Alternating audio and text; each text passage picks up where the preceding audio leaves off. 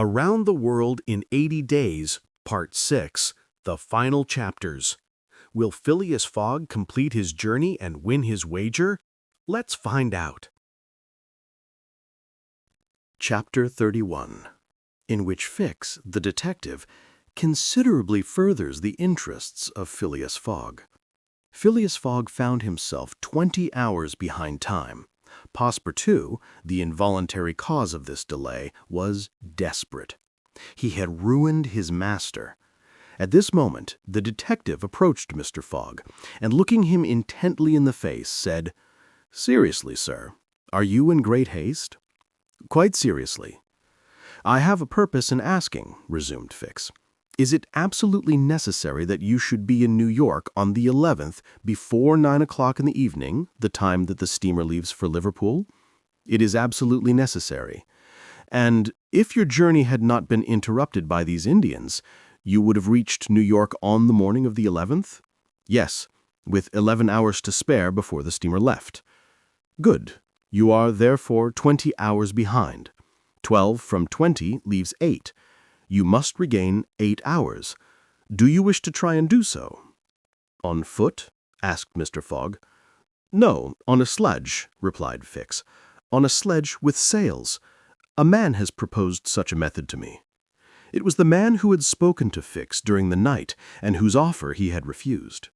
Phileas Fogg did not reply at once, but Fix, having pointed out the man who was walking up and down in front of the station, Mr. Fogg went up to him.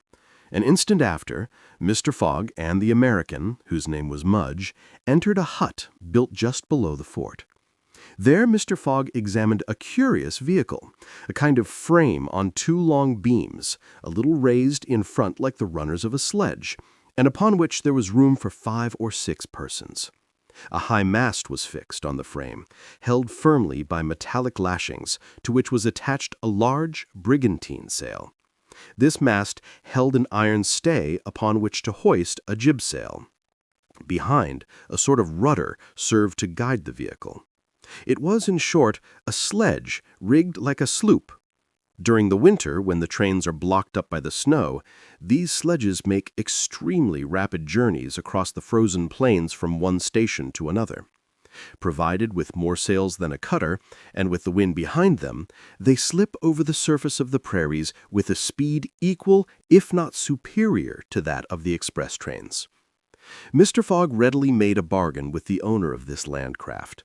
The wind was favorable, being fresh and blowing from the west. The snow had hardened, and Mudge was very confident of being able to transport Mr. Fogg in a few hours to Omaha. Thence, the trains eastward run frequently to Chicago and New York. It was not impossible that the lost time might yet be recovered, and such an opportunity was not to be rejected. Not wishing to expose Iuna to the discomforts of traveling in the open air, Mr. Fogg proposed to leave her with Passepartout at Fort Kearny, the servant taking upon himself to escort her to Europe by a better route and under more favorable conditions. But Iuta refused to separate from Mr. Fogg, and Passepartout was delighted with her decision, for nothing could induce him to leave his master while Fix was with him. It would be difficult to guess the detective's thoughts. Was this conviction shaken by Phileas Fogg's return, or did he still regard him as an exceedingly shrewd rascal, who, his journey round the world completed, would think himself absolutely safe in England? Perhaps Fix's opinion of Phileas Fogg was somewhat modified, but he was nevertheless resolved to do his duty and to hasten the return of the whole party to England as much as possible. At 8 o'clock, the sledge was ready to start. The passengers took their places on it and wrapped themselves up closely in their traveling cloaks. The 2 great sails were hoisted, and under the pressure of the wind, the sledge slid over the hardened snow with a velocity of 40 miles an hour. The distance between Fort Kearny and Omaha, as the birds fly, is at most 200 miles. If the wind held good, the distance might be traversed in 5 hours. If no accident happened, the sledge might reach Omaha by 1 o'clock. What a journey! The travelers, huddled close together, could not speak for the cold, intensified by the rapidity at which they were going. The sledge sped on as lightly as a boat over the waves. When the breeze came skimming the earth, the sledge seemed to be lifted off the ground by its sails. Mudge, who was at the rudder, kept in a straight line, and by a turn of his hand checked the lurches that the vehicle had a tendency to make. All the sails were up, and the jib was so arranged as not to screen the brigantine. A topmast was hoisted, and another jib, held out to the wind, added its force to the other sails. Although the speed could not be exactly estimated, the sledge could not be going at less than 40 miles an hour. "If nothing breaks," said Mudge, "we shall get there." Mr. Fogg had made it from Mudge's interest to reach Omaha within the time agreed on by the offer of a handsome reward. The prairie across which the sledge was moving in a straight line was as flat as a sea. It seemed like a vast frozen lake. The railroad which ran through this section ascended from the southwest to the northwest by Great Island, Columbus, an important Nebraska town, Shooter, and Fremont, to Omaha. It followed throughout the right bank of the Platte River. The sledge, shortening this route, took a chord of the arc described by the railway. Mudge was not afraid of being stopped by the Platte River because it was frozen. The road then was quite clear of obstacles, and Phileas Fogg had but two things to fear: an accident to the sledge and a change or calm in the wind. But the breeze, far from lessening its force, blew as if to bend the mast, which, however, the metallic lashings held firmly. These lashings, like the chords of a stringed instrument, resounded as if vibrated by a violin bow. The sledge slid along in the midst of a plaintively intense melody. "Those chords give the fifth and the octave," said Mr. Fogg. These were the only words he uttered during the journey. Aouda, cozily packed in furs and cloaks, was sheltered as much as possible from the attacks of the freezing wind. As for Passepartout, his face was as red as the sun's disk when it sets in the mist, and he laboriously inhaled the biting air. With his natural buoyancy of spirits, he began to hope again. They would reach New York on the evening, if not on the morning, of the 11th, and there was still some chances that it would be before the steamer sailed for Liverpool. Passepartout even felt a strong desire to grasp his ally Fix by the hand. He remembered that it was the detective who procured the sledge, the only means of reaching Omaha in time, but checked by some presentiment, he kept his usual reserve. One thing, however, Passepartout would never forget, and that was the sacrifice which Mr. Fogg had made, without hesitation, to rescue him from the Sioux. Mr. Fogg had risked his fortune and his life. No, his servant would never forget that. While each of the party was absorbed in reflections so different, the sledge flew past over the vast carpet of snow. The creeks it passed over were not perceived. Fields and streams disappeared under the uniform whiteness. The plain was absolutely deserted. Between the Union Pacific Road and the branch which unites Kearney with St. Joseph, it formed a great uninhabited island. Neither village, station, nor fort appeared. From time to time, they sped by some phantom-like tree whose white skeleton twisted and rattled in the wind. Sometimes flocks of wild birds rose, or bands of gaunt, famished, ferocious prairie wolves ran howling after the sledge. Passepartout, revolver in hand, held himself ready to fire on those which came too near. Had an accident then happened to the sledge, the travelers, attacked by these beasts, would have been in the most terrible danger. But it held on its even course, soon gained on the wolves, and ere long left the howling band at a safe distance behind. About noon, Mudge perceived by certain landmarks that he was crossing the Platte River. He said nothing, but he felt certain that he was now within 20 miles of Omaha. In less than an hour, he left the rudder and furled his sails, whilst the sledge, carried forward by the great impetus the wind had given it, went on half a mile further with its sails unspread. It stopped at last, and Mudge, pointing to a mass of roofs white with snow, said, "We have got there." Arrived at the station which is in daily communication, by numerous trains, with the Atlantic seaboard.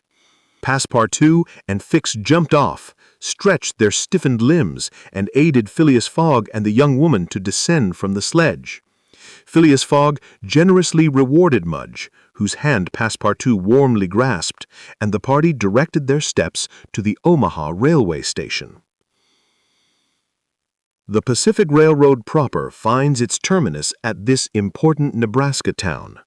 Omaha is connected to Chicago by the Chicago and Rock Island Railroad, which runs directly east and passes 50 stations.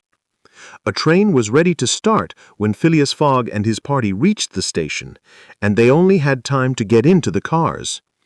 They had seen nothing of Omaha, but Passepartout confessed to himself that this was not to be regretted, as they were not traveling to see the sights. The train passed rapidly across the state of Iowa, by Council Bluffs, Des Moines, and Iowa City. During the night, it crossed the Mississippi at Davenport and by Rock Island entered Illinois. The next day, which was the 10th, at 4 o'clock in the evening, it reached Chicago, already risen from its ruins and more proudly seated than ever on the borders of its beautiful Lake Michigan. 900 miles separated Chicago from New York, but trains are not wanting at Chicago. Mr. Fogg passed at once from one to the other, and the locomotive of the Pittsburgh, Fort Wayne, and Chicago Railway left at full speed, as if it fully comprehended that that gentleman had no time to lose. It traversed Indiana, Ohio, Pennsylvania, and New Jersey like a flash, rushing through towns with antique names, some of which had streets and car tracks, but as yet no houses. At last, the Hudson came into view, and at 11:15 in the evening of the 11th, the train stopped in the station, on the right bank of the river, before the very pier of the Cunard Line. The China, for Liverpool, had started 3/4 of an hour before.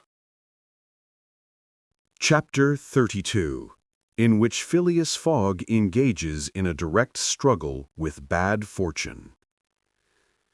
The China, in leaving, seemed to have carried off Phileas Fogg's last hope. None of the other steamers were able to serve his projects. The Perrier, of the French Transatlantic Company, whose admirable steamers are equal to any in speed and comfort, did not leave until the 14th. The Hamburg boats did not go directly to Liverpool or London, but to Havre, and the additional trip from Havre to Southampton would render Phileas Fogg's last efforts of no avail. The Inman steamer did not depart till the next day, and could not cross the Atlantic in time to save the wager. Mr. Fogg learned all this in consulting his Bradshaw, which gave him the daily movements of the transatlantic steamers. Passepartout was crushed. It overwhelmed him to lose the boat by 3/4 of an hour. It was his fault, for, instead of helping his master, he had not ceased putting obstacles in his path. And when he recalled all the incidents of the tour, when he counted up the sums expended in pure loss and on his own account, when he thought that the immense stake added to the heavy charges of this useless journey would completely ruin Mr. Fogg, he overwhelmed himself with bitter self-accusations. Mr. Fogg, however, did not reproach him, and on leaving the Cunard pier only said, "We will consult about what is best tomorrow. Come." The party crossed the Hudson in the Jersey City ferryboat and drove in a carriage to the St. Nicholas Hotel on Broadway. Rooms were engaged, and the night passed, briefly to Phileas Fogg, who slept profoundly, but very long to Aouda and the others, whose agitation did not permit them to rest. The next day was the 12th of December. From 7 in the morning of the 12th to 9:15 in the evening of the 21st, there were 9 days, 13 hours, and 45 minutes. If Phileas Fogg had left in the China, one of the fastest steamers on the Atlantic, he would have reached Liverpool and then London within the period agreed upon. Mr. Fogg left the hotel alone after giving Passepartout instructions to await his return and inform Aouda to be ready at an instant's notice. He proceeded to the banks of the Hudson and looked about among the vessels moored or anchored in the river for any that were about to depart. Several had departure signals and were preparing to put to sea at morning tide, for in this immense and admirable port there is not one day in 100 that vessels do not set out for every quarter of the globe. But they were mostly sailing vessels, of which, of course, Phileas Fogg could make no use. He seemed about to give up all hope when he espied, anchored at the battery, a cable's length off, at most, a trading vessel with a screw, well-shaped, whose funnel, puffing a cloud of smoke, indicated that she was getting ready for departure. He hailed a boat, got into it, and soon found himself on board the Henrietta, iron-hulled, wood-built above. He ascended to the deck and asked for the captain, who forthwith presented himself. He was a man of 50, a sort of sea-wolf with big eyes, a complexion of oxidized copper, red hair and thick neck, and a growling voice. "The captain?" asked Mr. Fogg. "I am the captain." "I am Phileas Fogg of London." "And I am Andrew Speedy of Cardiff." "You are going to put to sea?" "In an hour." "You are bound for Bordeaux." "And your cargo?" "No freight. Going in ballast." "Have you any passengers?" "No passengers. Never have passengers. Too much in the way." "Is your vessel a swift one?" "Between 11 and 12 knots. The Henrietta, well known." "Will you carry me and 3 other persons to Liverpool?" "To Liverpool? Why not to China?" "I said Liverpool." "No." "No?" "No. I am setting out for Bordeaux and shall go to Bordeaux." "Money is no object?" "None." The captain spoke in a tone which did not admit of a reply. "But the owners of the Henrietta," resumed Phileas Fogg. "The owners are myself," replied the captain. "The vessel belongs to me." "I will freight it for you." "No." "I will buy it of you." "No." Phileas Fogg did not betray the least disappointment. But the situation was a grave one. It was not at New York as at Hong Kong, nor with the captain of the Henrietta as with the captain of the Tankadere. Up to this time, money had smoothed away every obstacle. Now money failed. Still, some means must be found to cross the Atlantic on a boat, unless by balloon, which would have been venturesome, besides not being capable of being put in practice. It seemed that Phileas Fogg had an idea, for he said to the captain, "Well, will you carry me to Bordeaux?" "No, not if you paid me $200. "I offer you 2,000. "A piece?" "A piece." "And there are 4 of you?" "4." Captain Speedy began to scratch his head. There were $8,000 to gain without changing his route, for which it was well worth conquering the repugnance he had for all kinds of passengers. Besides, passengers at $2,000 are no longer passengers, but valuable merchandise. "I start at 9 o'clock, said Captain Speedy simply. "Are you and your party ready?" "We will be on board at 9 o'clock, replied, no less simply, Mr. Fogg. It was 8:30. To disembark from the Henrietta, jump into a hack, hurry to the St. Nicholas, and return with Aouda, Passepartout, and even the inseparable Fix was the work of a brief time, and was performed by Mr. Fogg with the coolness which never abandoned him. They were on board when the Henrietta made ready to weigh anchor. When Passepartout heard what this last voyage was going to cost, he uttered a prolonged "Oh!" which extended throughout his vocal gamut. As for Fix, he said to himself that the Bank of England would certainly not come out of this affair well indemnified. When they reached England, even if Mr. Fogg did not throw some handfuls of bank bills into the sea, more than £7,000 would have been spent. Chapter 33, in which Phileas Fogg shows himself equal to the occasion. An hour later, the Henrietta passed the lighthouse which marks the entrance of the Hudson, turned the point of Sandy Hook, and put to sea. During the day, she skirted Long Island, passed Fire Island, and directed her course rapidly eastward. At noon the next day, a man mounted the bridge to ascertain the vessel's position. It might be thought that this was Captain Speedy. Not the least in the world. It was Phileas Fogg, Esquire. As for Captain Speedy, he was shut up in his cabin under lock and key, and was uttering loud cries which signified an anger, at once pardonable and excessive. What had happened was very simple. Phileas Fogg wished to go to Liverpool, but the captain would not carry him there. Then Phileas Fogg had taken passage for Bordeaux, and during the 30 hours he had been on board, had so shrewdly managed with his banknotes that the sailors and stokers, who were only an occasional crew, and were not on the best terms with the captain, went over to him in a body.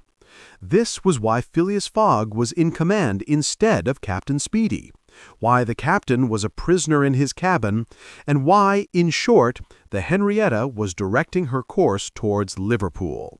It was very clear to see Mr. Fogg manage the craft that he had been a sailor. How the adventure ended will be seen anon. Aouda was anxious, though she said nothing. As for Passepartout, he thought Mr. Fogg's maneuver simply glorious. The captain had said between 11 and 12 knots, and the Henrietta confirmed his prediction. If then, for there were ifs still, the sea did not become too boisterous, if the wind did not veer round to the east, if no accident happened to the boat or its machinery, the Henrietta might cross the 3,000 miles from New York to Liverpool in the 9 days, between the 12th and the 21st of December.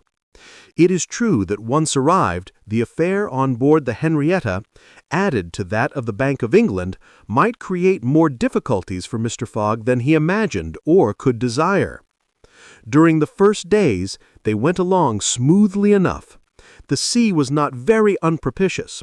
The wind seemed stationary in the northeast, the sails were hoisted, and the Henrietta plowed across the waves like a real transatlantic steamer. Passepartout was delighted. His master's last exploit, the consequences of which he ignored, enchanted him. Never had the crew seen so jolly and dexterous a fellow. He formed warm friendships with the sailors, and amazed them with his acrobatic feats. He thought they managed the vessel like gentlemen, and that the stokers fired up like heroes. His loquacious good humor infected everyone. He had forgotten the past, its vexations and delays. He only thought of the end, so nearly accomplished, and sometimes he boiled over with impatience, as if heated by the furnaces of the Henrietta. Often also the worthy fellow revolved around Fix, looking at him with a keen, distrustful eye, but he did not speak to him, for their old intimacy no longer existed. Fix, it must be confessed, understood nothing of what was going on. The conquest of the Henrietta, the bribery of the crew, Phileas Fogg managing the boat like a skilled seaman, amazed and confused him. He did not know what to think. For after all, a man who began by stealing £55,000 might end by stealing a vessel, and Fix was not unnaturally inclined to conclude that the Henrietta, under Fogg's command, was not going to Liverpool at all, but to some part of the world where the robber, turned into a pirate, would quietly put himself in safety. The conjecture was at least a plausible one, and the detective began to seriously regret that he had embarked on the affair. As for Captain Speedy, he continued to howl and growl in his cabin, and Passepartout, whose duty it was to carry him his meals, courageous as he was, took the greatest precautions. Mr. Fogg did not even know that there was a captain on board. On the 13th, they passed the edge of the banks of Newfoundland, a dangerous locality. During the winter especially, there are frequent fogs and heavy gales of wind. Ever since the evening before, the barometer, suddenly falling, had indicated an approaching change in the atmosphere, and during the night the temperature varied. The cold became sharper, and the wind veered to the southeast. This was a misfortune. Mr. Fogg, in order not to deviate from his course, furled his sails and increased the force of the steam, but the vessel's speed slackened, owing to the state of the sea, the long waves of which broke against the stern. She pitched violently, and this retarded her progress. The breeze little by little swelled into a tempest, and it was to be feared that the Henrietta might not be able to maintain herself upright on the waves. Passepartout's visage darkened with the skies, and for 2 days the poor fellow experienced constant fright. But Phileas Fogg was a bold mariner and knew how to maintain headway against the sea, and he kept on his course without even decreasing his steam. The Henrietta, when she could not rise upon the waves, crossed them, swamping her deck but passing safely. Sometimes the screw rose out of the water, beating its protruding end when a mountain of water raised the stern above the waves, but the craft always kept straight ahead. The wind, however, did not grow as boisterous as might have been feared. It was not one of those tempests which burst and rush on with a speed of 90 miles an hour. It continued fresh, but unhappily it remained obstinately in the southeast, rendering the sails useless. The 16th of December was the 75th day since Phileas Fogg's departure from London, and the Henrietta had not yet been seriously delayed. Half of the voyage was almost accomplished, and the worst localities had been passed. In summer, success would have been well nigh certain. In winter, they were at the mercy of the bad season. Passepartout said nothing, but he cherished hope in secret and comforted himself with the reflection that if the wind failed them, they might still count on the steam. On this day the engineer came on deck, went up to Mr. Fogg, and began to speak earnestly with him. Without knowing why it was, a presentiment perhaps, Passepartout became vaguely uneasy. He would have given one of his ears to hear with the other what the engineer was saying. He finally managed to catch a few words, and was sure he heard his master say, "You are certain of what you tell me?" "Certain, sir," replied the engineer. "You must remember that since we started, we have kept up hot fires in all our furnaces, and, though we had coal enough to go on short steam from New York to Bordeaux, we haven't enough to go with all steam from New York to Liverpool." "I will consider," replied Mr. Fogg. Passepartout understood it all. He was seized with mortal anxiety. The coal was giving out. "Ah, if my master can get over that, he'll be a famous man." He could not help imparting to Fix what he had overheard. "Then you believe that we really are going to Liverpool?" "Of course." "Ass," replied the detective, shrugging his shoulders and turning on his heel. Passepartout was on the point of vigorously resenting the epithet, the reason of which he could not for the life of him comprehend. But he reflected that the unfortunate Fix was probably very much disappointed and humiliated in his self-esteem after having so awkwardly followed a false scent around the world, and refrained. And now what course would Phileas Fogg adopt? It was difficult to imagine. Nevertheless, he seemed to have decided upon one, for that evening he sent for the engineer and said to him, "Feed all the fires until the coal is exhausted." A few moments after, the funnel of the Henrietta vomited forth torrents of smoke. The vessel continued to proceed with all steam on, but on the 18th, the engineer, as he had predicted, announced that the coal would give out in the course of the day. "Do not let the fires go down," replied Mr. Fogg. "Keep them up to the last. Let the valves be filled." Towards noon, Phileas Fogg, having ascertained their position, called Passepartout and ordered him to go for Captain Speedy. It was as if the honest fellow had been commanded to unchain a tiger. He went to the poop, saying to himself, "He will be like a madman." In a few moments, with cries and oaths, a bomb appeared on the poop deck. The bomb was Captain Speedy. It was clear that he was on the point of bursting. "Where are we?" were the first words his anger permitted him to utter. Had the poor man been an apoplectic, he could never have recovered from his paroxysm of wrath. "Where are we?" he repeated with purple face. 707 miles from Liverpool, replied Mr. Fogg with imperturbable calmness. Pirate! cried Captain Speedy. I have sent for you, sir, picaroon! Sir, continued Mr. Fogg, to ask you to sell me your vessel. No! By all the devils, no! But I shall be obliged to burn her. Burn the Henrietta? Yes, at least the upper part of her. The coal has given out. Burn my vessel, cried Captain Speedy, who could scarcely pronounce the words. A vessel worth $50,000? Here are 60,000, replied Phileas Fogg, handing the captain a roll of bank bills. This had a prodigious effect on Andrew Speedy. An American can scarcely remain unmoved at the sight of $60,000. The captain forgot in an instant his anger, his imprisonment, and all his grudges against his passenger. The Henrietta was 20 years old. It was a great bargain. The bomb would not go off after all. Mr. Fogg had taken away the match. "And I shall still have the iron hull," said the captain in a softer tone. "The iron hull and the engine. Is it agreed?" "Agreed." And Andrew Speedy, seizing the banknotes, counted them and consigned them to his pocket. During this colloquy, Passepartout was as white as a sheet, and Fix seemed on the point of having an apoplectic fit. Nearly £20,000 had been expended, and Fogg left the hull and engine to the captain. That is, near the whole value of the craft. It was true, however, that £55,000 had been stolen from the bank. When Andrew Speedy had pocketed the money, Mr. Fogg said to him, "Don't let this astonish you, sir. You must know that I shall lose £20,000 unless I arrive in London by 9:15 on the evening of the 21st of December.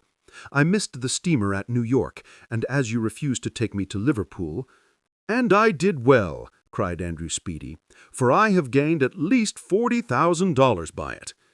He added more sedately, "Do you know one thing, Captain Fogg? Captain Fogg, you've got something of the Yankee about you." And having paid his passenger what he considered a high compliment, he was going away when Mr. Fogg said, "The vessel now belongs to me?" "Certainly, from the keel to the truck of the masts. All the wood, that is." "Very well. Have the interior seats, bunks, and frames pulled down and burn them." It was necessary to have dry wood to keep the steam up to the adequate pressure, and on that day the poop, cabins, bunks, and the spare deck were sacrificed. On the next day, the 19th of December, the masts, rafts, and spars were burned. The crew worked lustily, keeping up the fires.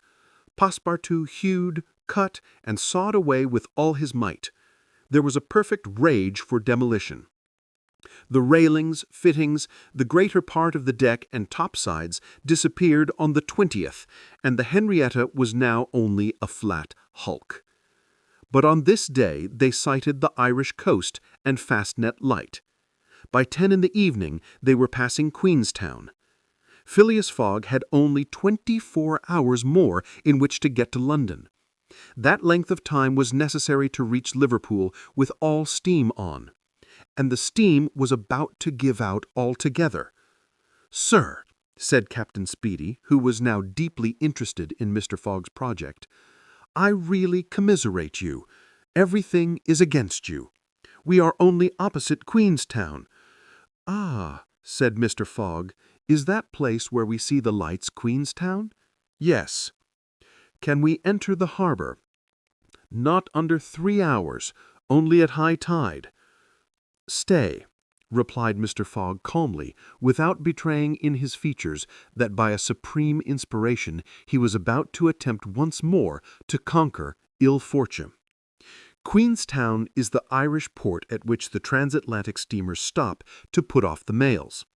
These mails are carried to Dublin by express trains, always held in readiness to start. From Dublin they are sent on to Liverpool by the most rapid boats, and thus gain 12 hours on the Atlantic steamers. Phileas Fogg counted on gaining 12 hours in the same way. Instead of arriving at Liverpool the next evening by the Henrietta, he would be there by noon and would therefore have time to reach London before 9:15 on the evening of the 21st of December.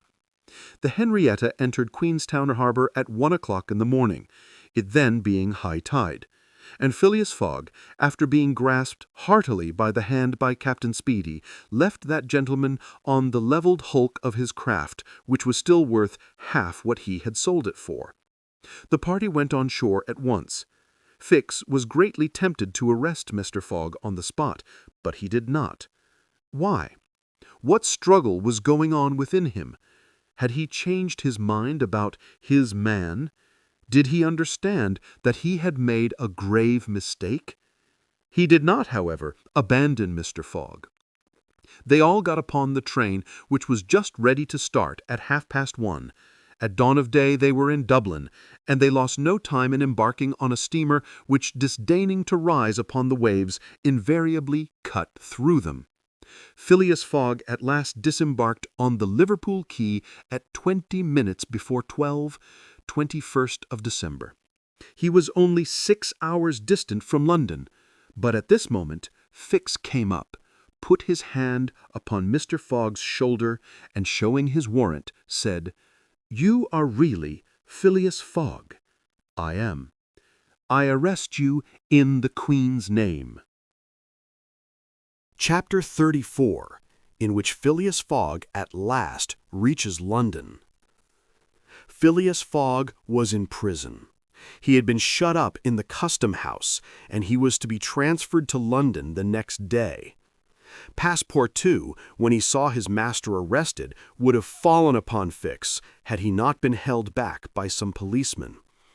Auda was thunderstruck at the suddenness of an event which she could not understand.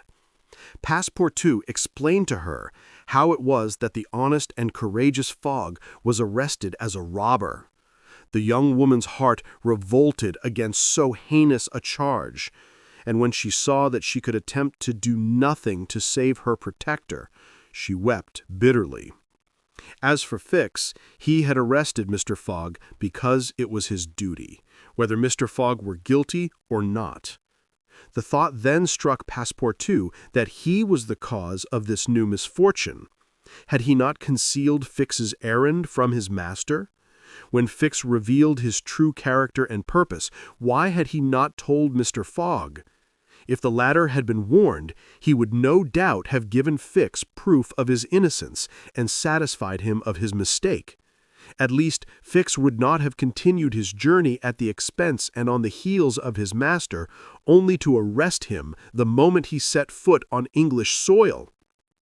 Passepartout wept till he was blind, and felt like blowing his brains out. Auda and he had remained, despite the cold, under the portico of the custom house. Neither wished to leave the place. Both were anxious to see Mr. Fogg again. That gentleman was really ruined, and that at the moment when he was about to attain his end. This arrest was fatal. Having arrived at Liverpool at 20 minutes before 12 on the 21st of December, he had till 9:15 that evening to reach the Reform Club, that is, 9 hours and a quarter. The journey from Liverpool to London was 6 hours. If anyone at this moment had entered the custom house, he would have found Mr. Fogg seated, motionless, calm, and without apparent anger, upon a wooden bench. He was not, it is true, resigned, but this last blow failed to force him into an outward betrayal of any emotion. Was he being devoured by one of those secret rages, all the more terrible because contained, and which only burst forth with an irresistible force at the last moment? No one could tell. There he sat, calmly waiting. For what? Did he still cherish hope? Did he still believe, now that the door of this prison was closed upon him, that he would succeed? However that may have been, Mr. Fogg carefully put his watch upon the table and observed its advancing hands. Not a word escaped his lips, but his look was singularly set and stern. The situation, in any event, was a terrible one, and might be thus stated. If Phileas Fogg was honest, he was ruined. If he was a knave, he was caught. Did escape occur to him? Did he examine to see if there were any practicable outlet from his prison? Did he think of escaping from it?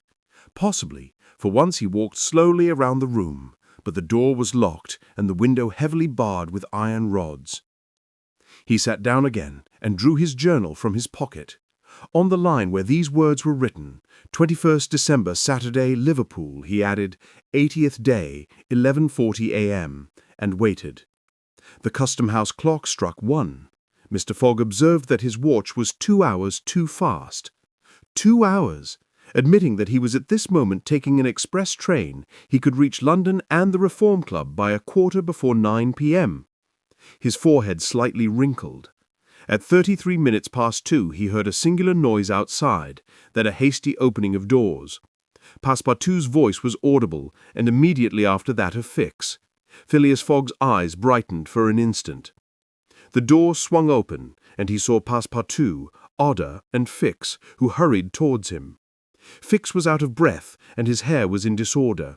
He could not speak. "Sir," he stammered, "sir, forgive me, most unfortunate resemblance. Robber arrested 3 days ago. You are free." Phileas Fogg was free. He walked to the detective, looked him steadily in the face, and with the only rapid motion he had ever made in his life, or which he ever would make, drew back his arms and with the precision of a machine knocked Fix down. "Well hit!" cried Passepartout. "Parbleu, that's what you might call a good application of English fists." Fix, who found himself on the floor, did not utter a word. He had only received his deserts. Mr. Fogg, Otter, and Passepartout left the custom-house without delay, got into a cab, and in a few moments descended at the station.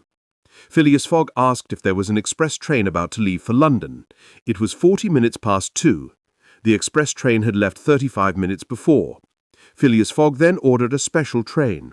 There were several rapid locomotives on hand, but the railway arrangements did not permit the special train to leave until 3 o'clock. At that hour, Phileas Fogg, having stimulated the engineer by the offer of a generous reward, at last set out towards London with Otter and his faithful servant. It was necessary to make the journey in 5½ hours, and this would have been easy on a clear road throughout. But there were forced delays, and when Mr. Fogg stepped from the train at the terminus, all the clocks in London were striking 10 minutes before 9. Having made the tour of the world, he was behindhand 5 minutes. He had lost the wager. Chapter 35, in which Phileas Fogg does not have to repeat his orders to Passepartout twice. The dwellers in Savile Row would have been surprised the next day if they had been told that Phileas Fogg had returned home. His doors and windows were still closed. No appearance of change was visible. After leaving the station, Mr. Fogg gave Passepartout instructions to purchase some provisions and quietly went to his domicile. He bore his misfortune with his habitual tranquility. Ruined, and by the blundering of the detective. After having steadily traversed that long journey, overcome 100 obstacles, braved many dangers, and still found time to do some good on his way, to fail near the goal by a sudden event which he could not have foreseen, and against which he was unarmed, it was terrible. But a few pounds were left of the large sum he had carried with him. There only remained of his fortune the £20,000 deposited at Barings, and this amount he owed to his friends of the Reform Club. So great had been the expense of his tour that even had he won, it would not have enriched him. And it is probable that he had not sought to enrich himself, being a man who rather laid wagers for honor's sake than for the stake proposed. But this wager totally ruined him. Mr. Fogg's course, however, was fully decided upon. He knew what remained for him to do. A room in the house in Savile Row was set apart for Aouda, who was overwhelmed with grief at her protector's misfortune. From the words which Mr. Fogg dropped, she saw that he was meditating some serious project. Knowing that Englishmen governed by a fixed idea sometimes resort to the desperate expedient of suicide, Passepartout kept a narrow watch upon his master, though he carefully concealed the appearance of so doing. First of all, the worthy fellow had gone up to his room and had extinguished the gas burner which had been burning for 80 days. He had found in the letter-box a bill from the gas company, and he thought it more than time to put a stop to this expense, which he had been doomed to bear. The night passed. Mr. Fogg went to bed, but did he sleep? Iota did not once close her eyes. Passepartout watched all night like a faithful dog at his master's door. Mr. Fogg called him in the morning and told him to get Iota's breakfast and a cup of tea for himself. He desired Iota to excuse him from breakfast and dinner, as his time would be absorbed all day in putting his affairs to rights. In the evening he would ask permission to have a few moments' conversation with the young lady. Passepartout, having received his orders, had nothing to do but obey them. He looked at his imperturbable master and could scarcely bring his mind to leave him. His heart was full, and his conscience tortured by remorse, for he accused himself more bitterly than ever of being the cause of the irretrievable disaster. Yes, if he had warned Mr. Fogg and had betrayed Fix's projects to him, his master would certainly not have given the detective passage to Liverpool, and then Passepartout could hold in no longer. "My master, Mr. Fogg, why do you not curse me? It was my fault that—" "I blame no one," returned Phileas Fogg with perfect calmness. "Go." Passepartout left the room and went to find Aouda, to whom he delivered his master's message. "Madam, I can do nothing myself, nothing. I have no influence over my master, but you, perhaps." "What influence could I have?" replied Aouda. "Mr. Fogg is influenced by no one. Has he ever understood that my gratitude to him is overflowing? Has he ever read my heart? My friend, he must not be left alone an instant. You say he's going to speak with me this evening." "Yes, madam, probably to arrange for your protection and comfort in England." "We shall see," replied Aouda, becoming suddenly pensive. Throughout this day, Sunday, the house in Savile Row was as if uninhabited, and Phileas Fogg, for the first time since he had lived in that house, did not set out for his club when Westminster clock struck 11:30. Why should he present himself at the Reform? His friends no longer expected him there. As Phileas Fogg had not appeared in the salon on the evening before, Saturday, the 21st of December, at 9:15, he had lost his wager. It was not even necessary that he should go to his bankers for the £20,000, for his antagonists already had his cheque in their hands, and they had only to fill it out and send it to the Barings to have the amount transferred to their credit. Mr. Fogg, therefore, had no reason for going out, and so he remained at home. He shut himself up in his room and busied himself putting his affairs in order. Passepartout continually ascended and descended the stairs. The hours were long for him. He listened at his master's door and looked through the keyhole, as if he had a perfect right so to do, and as if he feared that something terrible might happen at any moment. Sometimes he thought of Fix, but no longer in anger. Fix, like all the world, had been mistaken in Phileas Fogg, and had only done his duty in tracking and arresting him, while he, Passepartout— This thought haunted him, and he never ceased cursing his miserable folly. Finding himself too wretched to remain alone, he knocked at Aouda's door, went into her room, seated himself, without speaking, in a corner, and looked ruefully at the young woman. Aouda was still pensive. About 7:30 in the evening, Mr. Fogg sent to know if Aouda would receive him, and in a few moments he found himself alone with her. Phileas Fogg took a chair and sat down near the fireplace opposite Aouda. No emotion was visible on his face. Fogg returned was exactly the Fogg who had gone away. There was the same calm, the same impassibility. He sat several minutes without speaking, then, bending his eyes on Aouda, said, "Madam," said he, "will you pardon me for bringing you to England?" "Aye, Mr. Fogg," replied Aouda, checking the pulsations of her heart. "Please let me finish," returned Mr. Fogg. "When I decided to bring you far away from the country which was so unsafe for you, I was rich and counted on putting a portion of my fortune at your disposal. Then your existence would have been free and happy. But now I am ruined." "I know it, Mr. Fogg," replied Aouda, "and I ask you in my turn, will you forgive me for having followed you and, who knows, for having perhaps delayed you and thus contributed to your ruin? Madam, you could not remain in India, and your safety could only be assured by bringing you to such a distance that your persecutors could not take you. So, Mr. Fogg, not content with rescuing me from a terrible death, you thought yourself bound to secure my comfort in a foreign land. Yes, madam, but circumstances have been against me. Still, I beg to place the little I have left at your service." "But what will become of you, Mr. Fogg?" "As for me, madam," replied the gentleman coldly, "I have need of nothing." "But how do you look upon the fate, sir, which awaits you?" "As I am in the habit of doing. At least, want should not overtake a man like you. Your friends—" "I have no friends, madam." "Your relatives—" "I have no longer any relatives." "I pity you then, Mr. Fogg, for solitude is a sad thing, with no heart to which to confide your griefs. They say, though, that misery itself, shared by two sympathetic souls, may be borne with patience." "They say so, madam."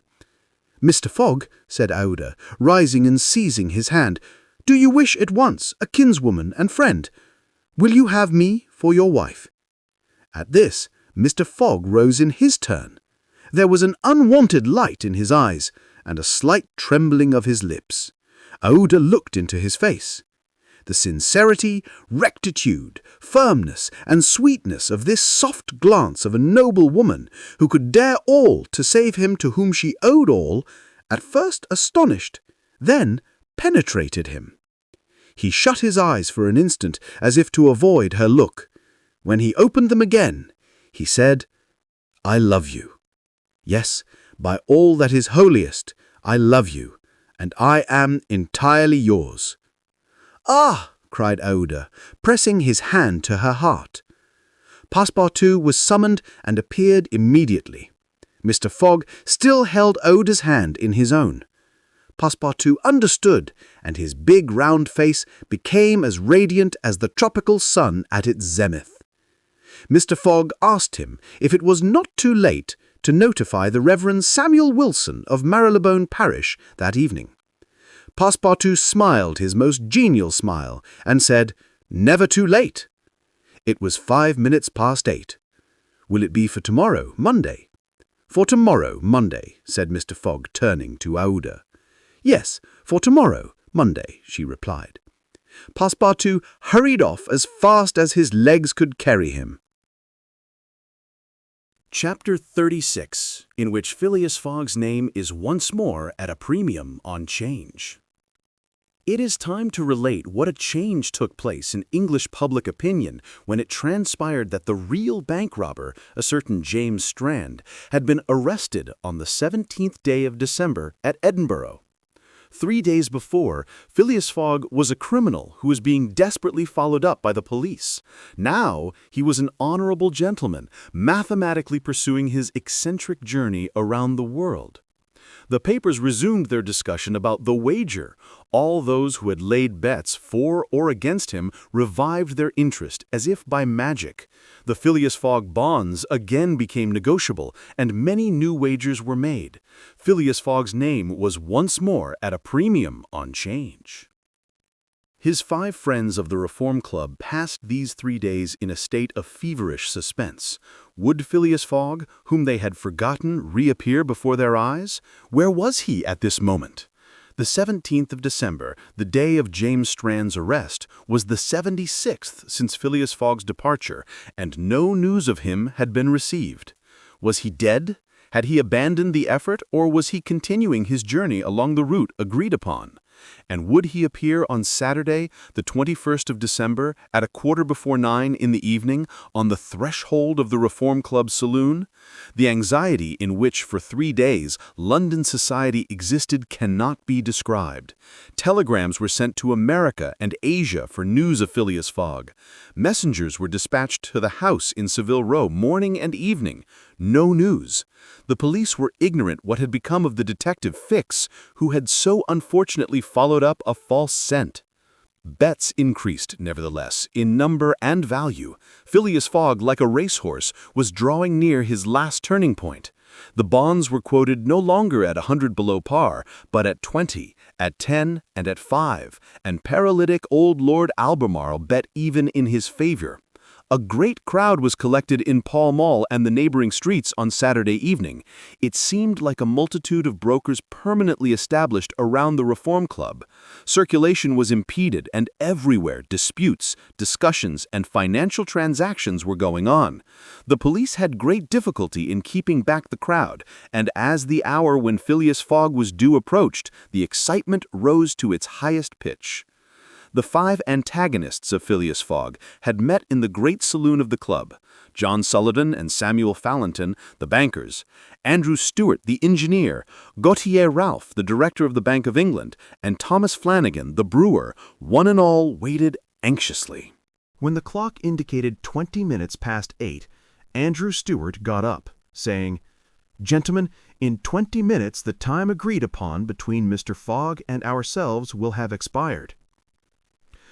"What time did the last train arrive from Liverpool?" asked Thomas Flanagan. "At 23 minutes past 7, replied Gautier Ralph. "And the next does not arrive till 10 minutes after 12. "Well, gentlemen," resumed Andrew Stewart, "if Phileas Fogg had come in the 7:23 train, he would have got here by this time. We can therefore regard the bet as won." "Wait, don't let us be too hasty," replied Samuel Fallentin. "You know that Mr. Fogg is very eccentric. His punctuality is well known. He never arrives too soon or too late, and I should not be surprised if he appeared before us at the last minute."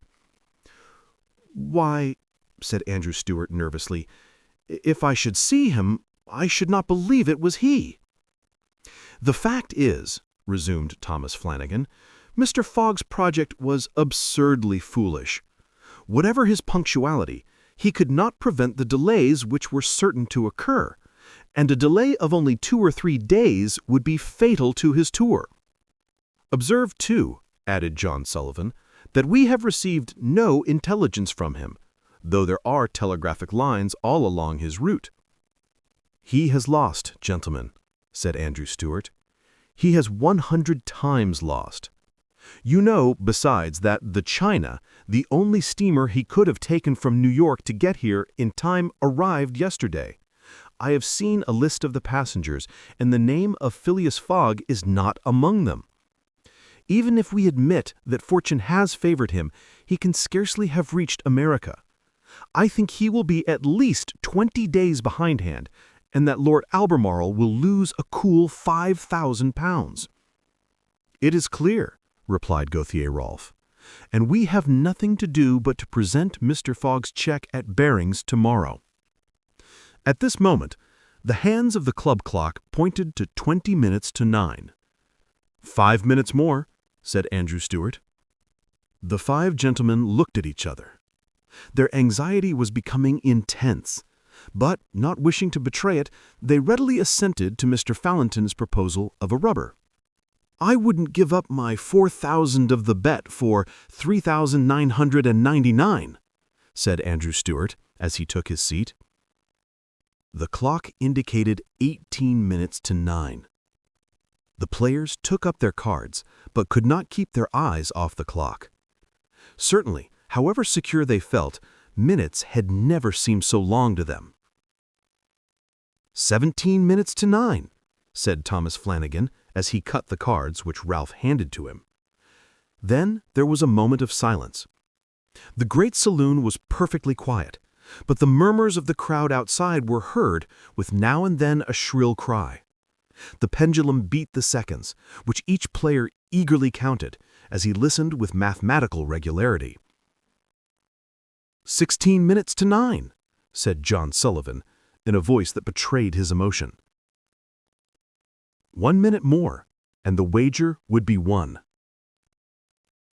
Andrew Stewart and his partners suspended their game. They left their cards and counted the seconds. At the 40th second, nothing. At the 50th, still nothing. At the 55th, a loud cry was heard in the street, followed by applause, hurrahs, and some fierce growls. The players rose from their seats. At the 57th second, the door of the saloon opened, and the pendulum had not beat the 60th second when Phileas Fogg appeared, followed by an excited crowd who had forced their way through the club doors, and, in his calm voice, said, "Here I am, gentlemen." Chapter 37, in which it is shown that Phileas Fogg gained nothing by his tour around the world unless it were happiness. Yes, Phileas Fogg in person. The reader will remember that at 5 minutes past 8 in the evening, about 25 hours after the arrival of the travelers in London, Passepartout had been sent by his master to engage the services of the Reverend Samuel Wilson in a certain marriage ceremony, which was to take place the next day. Passepartout went on his errand enchanted. He soon reached the clergyman's house, but found him not at home. Passepartout waited a good 20 minutes, and when he left the reverend gentleman, it was 35 minutes past 8. But in what a state he was! With his hair in disorder and without his hat, he ran along the street as never man was seen to run before, overturning passers-by, rushing over the sidewalk like a waterspout. In 3 minutes he was in Savile Row again and staggered back into Mr. Fogg's room. He could not speak. "What is the matter?" asked Mr. Fogg. "My master," gasped Passepartout. "Marriage! Impossible!" "Impossible?" "Impossible for tomorrow." "Why so?" "Because tomorrow is Sunday." "Monday," replied Mr. Fogg. "No, today is Saturday." "Saturday? Impossible." "Yes, yes, yes, yes, yes," cried Passepartout. "You have made a mistake of 1 day. We arrived 24 hours ahead of time, but there are only 10 minutes left." Passepartout had seized his master by the collar and was dragging him along with irresistible force. Phileas Fogg, thus kidnapped, without having time to think, left his house, jumped into a cab, promised £100 to the cabman, and, having run over 2 dogs and overturned 5 carriages, reached the Reform Club. The clock indicated 9:15 when he appeared in the great saloon. Phileas Fogg had accomplished the journey round the world in 80 days. Phileas Fogg had won his wager of £20,000. How was it that a man so exact and fastidious could have made this error of a day? How came he to think that he had arrived in London on Saturday, the 21st day of December, when it was really Friday, the 20th, the 79th day only from his departure? The cause of the error is very simple. Phileas Fogg had, without suspecting it, gained 1 day on his journey, and this merely because he had traveled constantly eastward. He would, on the contrary, have lost a day had he gone in the opposite direction, that is, westward. In journeying eastward, he had gone towards the sun, and the days therefore diminished for him as many times 4 minutes as he crossed degrees in this direction. There are 360 degrees on the circumference of the earth, and these 360 degrees, multiplied by 4 minutes, gives precisely 24 hours. That is, the day unconsciously gained. In other words, while Phileas Fogg, going eastward, saw the sun pass the meridian 80 times, his friends in London only saw it pass the meridian 79 times. This is why they awaited him at the Reform Club on Saturday and not Sunday, as Mr. Fogg thought. And Passepartout's famous watch, which had always kept London time, would have betrayed this fact if it had marked the days as well as the hours and the minutes. Phileas Fogg, then, had won the £20,000, but as he had spent nearly £19,000 on the way, the pecuniary gain was small. His object was, however, to be victorious and not to win money. He divided the £1,000 that remained between Passepartout and the unfortunate Fix, against whom he cherished no grudge. He deducted, however, from Passepartout's share the cost of the gas which had burned in his room for 1,920 hours for the sake of regularity. That evening, Mr. Fogg, as tranquil and phlegmatic as ever, said to Auda, "Is our marriage still agreeable to you?" "Mr. Fogg," replied she, "it is for me to ask that question. You were ruined, but now you are rich again." "Pardon me, madam, my fortune belongs to you.